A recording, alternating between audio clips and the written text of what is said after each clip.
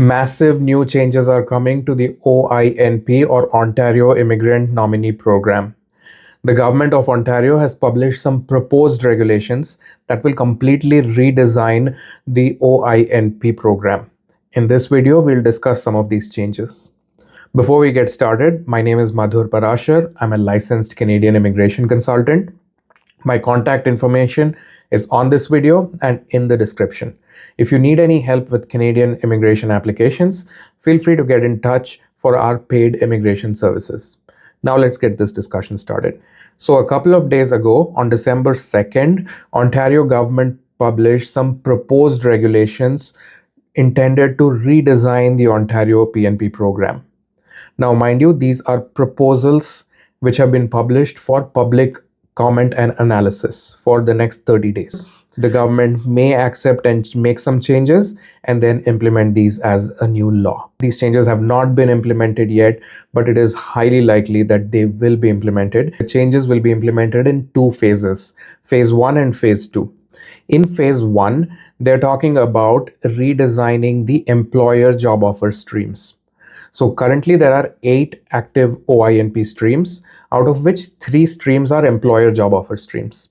That is employer job offer foreign worker stream, international student stream, and in-demand skill stream. So the government wants to collapse these into one streamlined employer job offer stream with 2 pathways. One for high skilled, tier 0, 1, 2, 3, and one for lower skilled, that's tier 4 and 5. The high skilled tier 0 to 3 pathway focuses on individuals who are in Canada, have a high skilled job offer in Ontario, and who have some advanced degree or qualifications.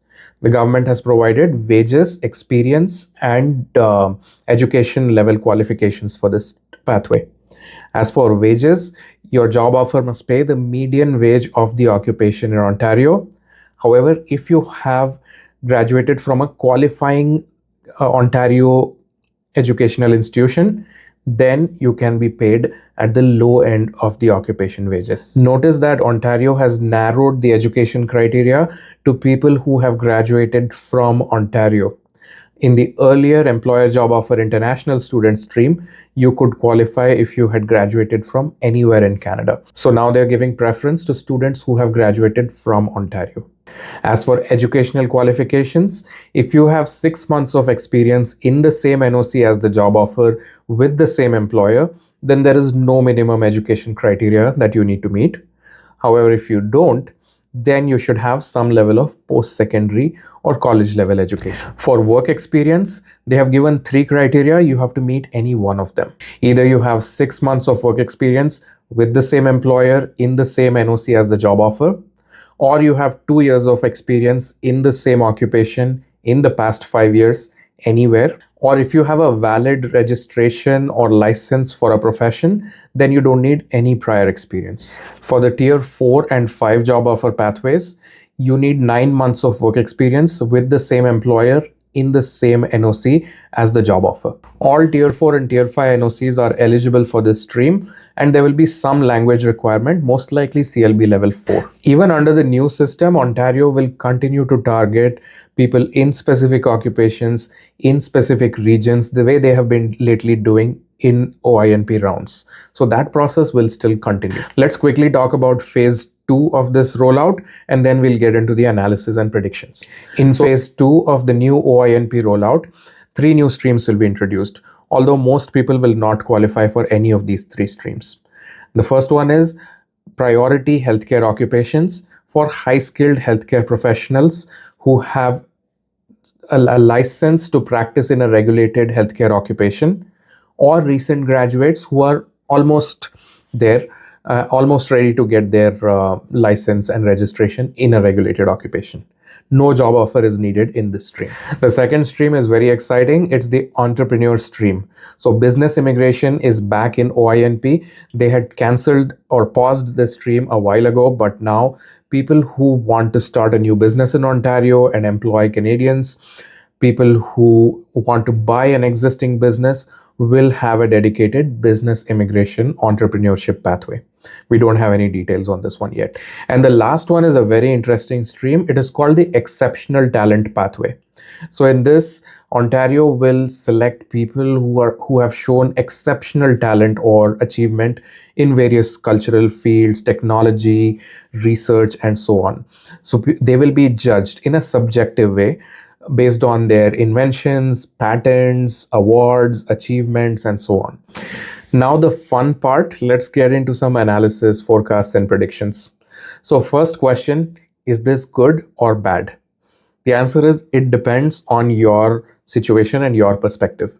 If you were hoping for an express entry linked pathway to OINP that will get you PR invitation, unfortunately, this is very bad news. Looks like the human capital priority stream and other express entry linked stream may come to an end. The entire focus is being shifted towards employer job offers. So for people who have supportive employers who are willing to sponsor them, this is very good news. The other positive aspect is that after months of slumber and slowdown and unpredictability, Ontario is finally getting kickstarted and getting into high gear in preparation for the next year. So things will become more predictable. Their allocation quotas have been increased, so they will hopefully do more draws more regularly. They have new streams, they'll have set criteria. So it's like a fresh start in a new year, and I think that's a positive sign. The second thing is this was entirely expected. I had already said in several of my past videos that Ontario is going to change its perspective, and instead of applying thousands of candidates from all kinds of professions which are not even in demand in Ontario without any job offer, they will shift their focus towards satisfying the demands of employers who want to hire people.